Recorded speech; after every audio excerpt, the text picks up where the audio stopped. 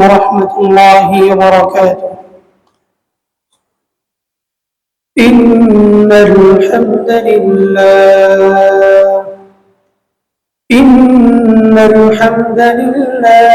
الأكرم الذي خلق الإنسان وكرمه وعلمه من البيان ما لم يعلم، فسبحان الله لا يحصى امتنانه باللسان ولا بالقلم.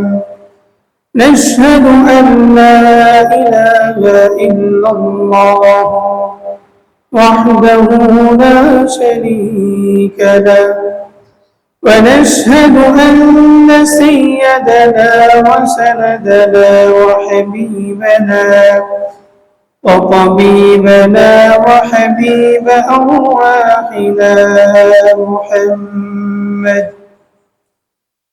الذي أرسله بالحق بشيرا ونذيرا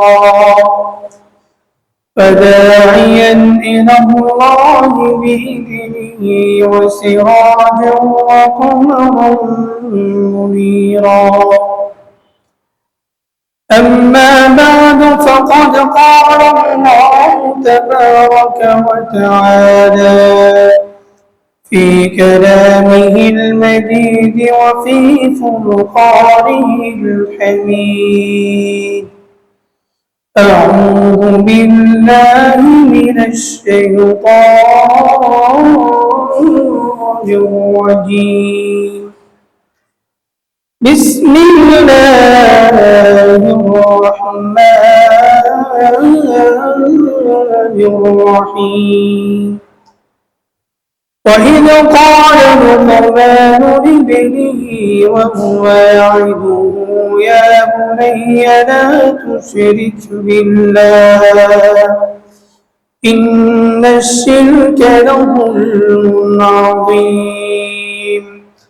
ووصينا الإنسان بوالديه حملته أمه وهنا على وهن وفصاله في عامين أن اشكر لي ولوالديك إلي المصير. صدق الله مولانا العظيم.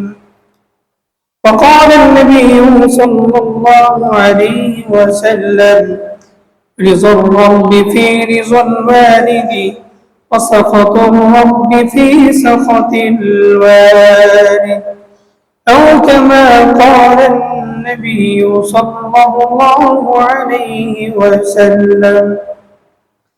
আমরা সবাই দুরূদ ইব্রাহিম পাঠ করি।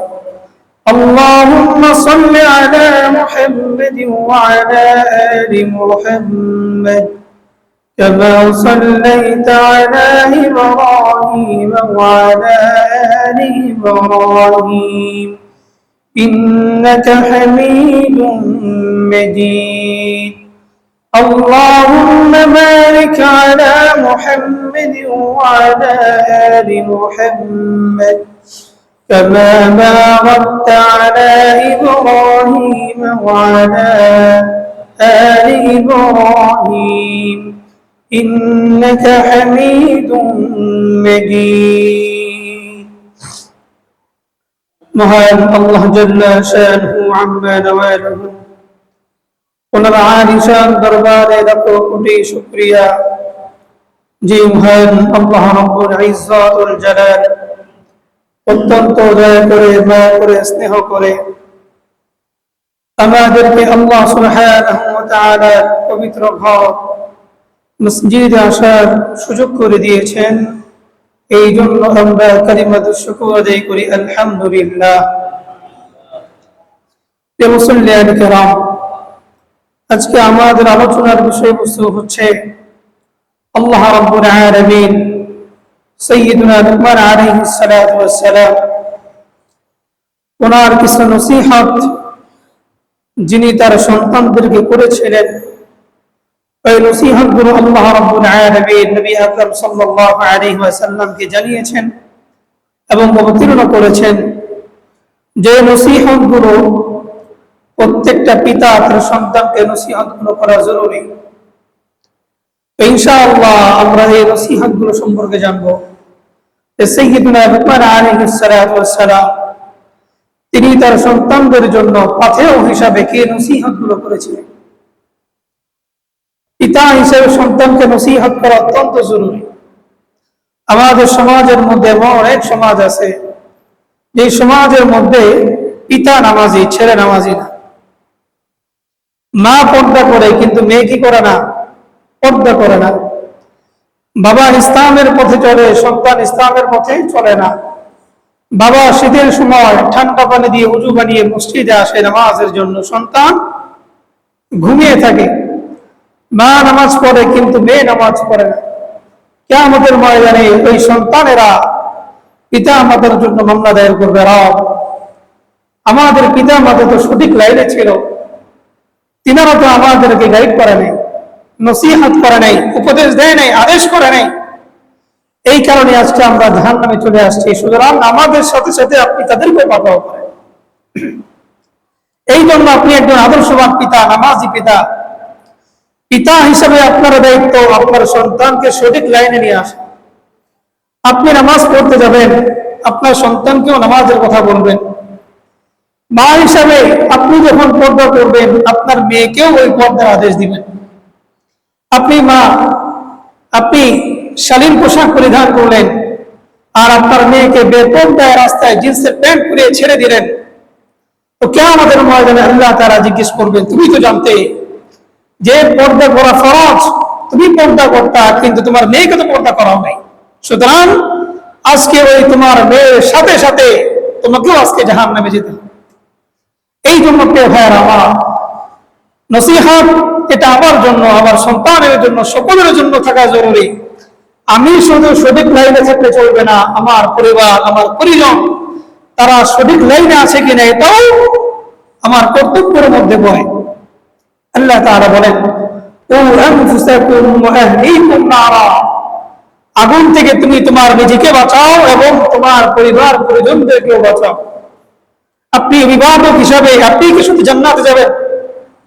আপনার স্ত্রী জাহান্নামে চলে যাবে, আপনার সন্তান সন্ততি নাতি নাতনি জাহান্নামে চলে যাবে। আপনি অভিভাবক হিসেবে কোনদিন এটা কামনা করেন? কোন অভিভাবক এটা কামনা করে না।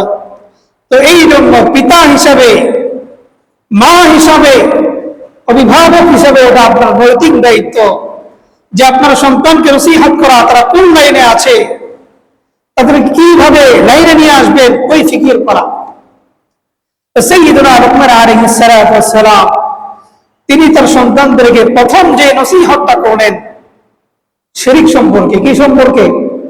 শিরক সম্পর্কে। যেমন আল্লাহ তাআলা কোরআনুল কারীমে বলেন, وَإِذْ قَالَ لُقْمَانُ لِابْنِهِ وَهُوَ يَعِظُهُ يَا بُنَيَّ لَا تُشْرِكْ بِاللَّهِ إِنَّ الشِّرْكَ لَظُلْمٌ عَظِيمٌ। সাইয়্যিদুনা লুকমান আলাইহিস সালাতু ওয়াস সালাম তিনি তার পুত্রদেরকে নসিহত করলেন, ইয়া বুনাইয়া লা তুশরিক বিল্লাহ, হে আমার প্রিয় বৎস, তোমরা আল্লাহ রাব্বুল আলামিনের সাথে কাউকে শরীক করবে না। ইন্নাশ শিরকা লাযুলমুন আযীম, নিশ্চয়ই শিরক এটা মারাত্মক পর্যায়ের জুলুম। শিরক এটা এমন গুনাহ যে গুনাহের কারণে আপনি ঈমান হারাও হতে পারেন। কারণ আপনি নামাজ পড়লেন, শিরক করলেন, তো অন্তিম সজ্জায় যে আপনি আপনার ঈমান নিয়ে কবরে যেতে পারছেন বা পারবেন, এর গ্যারান্টি কেউ নিতে পারবে না। কারণ একজন মানুষ যখন মারা যায় তার কপালে লেখা থাকে না মুসলমান, মুমিন, কাফের, বেঈমান, মুশরিক, কিছুই লেখা থাকে না। আপনি নিজে মুসলমান, আপনার নাম আব্দুর রহমান, আব্দুল করিম, আব্দুল জব্বার, আব্দুল্লাহ, কিন্তু আপনার কাজ ছিল ইসলাম বহির্ভূত, তো ইন্তেকালের সময় তো কবরে লেখা উঠবে না কাফের, লেখা উঠবে। মুসলমানের মতো আপনাকে দাফন দেওয়া হবে, কবর দেওয়া হবে, জানাজা দেওয়া হবে, কিন্তু ভাই আপনার দিলের ভিতরে তো ঈমান নাই। আমাদের অনেক মুসলমান ভাই আছে এরা মসজিদে এসেও সিজদা দেয়, মাজারে গিয়ে বাবার দরবারে গিয়ে সিজদা দেয়। দেয় কি দেয় না ভাই? দেয় না? আচ্ছা বলেন তো, একজন মানুষ যখন মারা যায় ইসলামী নিয়ম কানুন অনুযায়ী তার কাজ হচ্ছে তাকে দাফন করা। একজন মানুষ যদি ইন্তেকাল করে সারা জীবন যদি আপনার তার পাশে বসে থাকেন, সে আপনার সাথে কোনোদিন কথা বলতে পারবে? আপনি মুসলমান হিসেবে আল্লাহ তাআলা বলেন, বান্দা তোমার যা কিছু দরকার তুমি আমার কাছে চাও, ওয়ানাহনু আকরাবু ইলাইহি মিন হাবলিল ওয়ারিদ, আমি তোমার খুব নিকটে, তুমি আমার কাছে যাও। কিন্তু মানুষেরা বুঝে না, না বুঝে এই মাজারে গিয়ে বাবার দরবারে যায়। ভাই বাবা তো কবরে মৃত না ভাই? হ্যাঁ, যেহেতু উনি অনেক বড় বুজুর্গ মানুষ, আপনার দায়িত্ব এতটুকু হতে পারে যে তার কবর জিয়ারত করা। আপনি শাহী মাজারে যাবেন, শাহজালাল রাহিমাহুল্লাহ আমার মাজারে যাবেন, গিয়ে জিয়ারত করবেন, কাজ এতটুকু। কিন্তু উনি কোনো কিছু দেওয়ার ক্ষমতা উনি রাখেন না, যে কোনো ব্যক্তি তার কবরের পাশে গিয়ে তার কাছে কিছু চাইবে আর তিনি কবর থেকে দিয়ে দিবেন, এই ক্ষমতা তার নাই। আমাদের অনেক ভাইরা আছে কবরের মধ্যে গিয়ে টাকা দেয়, 500 টাকার নোট, 1000 টাকার নোট ভরা, কবর উঁচু হয়ে গেছে টাকাতে। তো কোনোদিন কেমন কোন ঘটনা ঘটছে যে পীর সাহেব কবরের ভিতর থেকে হাত বের করে টাকাগুলো নিয়েছে? এমন কোন ঘটনা দেখছেন আপনারা? শুনছেন? ওই পীর সব খেতে পারে না, আশেপাশে যে মুরিদান যারা আছে, গরু দেন, ছাগল দেন, যা আছে সব এরাই খায়। মাজারে যে মোমবাতি গুলো আসে, মাজারের আশপাশ গিয়ে খবর নেবেন, খাদেমরা যেই দোকান থেকে কিনে ওই দোকানে গিয়ে আবার এগুলো বিক্রি করে দেয়। মোমবাতি বলেন, আগরবাতি বলেন, সব যেই দোকান থেকে আনে ওই দোকানে বিক্রি করে দেয়। তাদের সাথে ওইভাবেই চুক্তি করা থাকে। আপনার মনের একটা আশা পূরণ হওয়া দরকার। মাজারে গিয়ে মোমবাতি জ্বালাইলেন, মনের আশা পূরণ হবে? মনের আশা পূরণ করবে কে ভাই? আল্লাহ রাব্বুল আলামিন। আল্লাহ তাআলা বলেন, ওয়া খালাকতুল জিন্না ওয়াল ইনসা ইল্লা লিয়াবুদুন, আমি মানুষ আর এই জিন জাতিকে তৈরি করেছি আমার ইবাদত বندگی করার জন্য, কোন পীর আর কোন বুজুর্গের ইবাদত বندگی করার জন্য নয়। আমাদের অনেক মুসলমান ভাইরা তারা জেনে বুঝে না বুঝে এই কবরে গিয়ে মান্নাত করে। আচ্ছা বলেন তো, সৃষ্টির শ্রেষ্ঠ মানবকে ভাই? জনাবে মুহাম্মদুর রাসূলুল্লাহ সাল্লাল্লাহু আলাইহি ওয়াসাল্লাম, যারা আরব দেশে ছিলেন, যারা এখানে জিয়ারতে গিয়েছেন, মক্কা মুকাররমায় হজ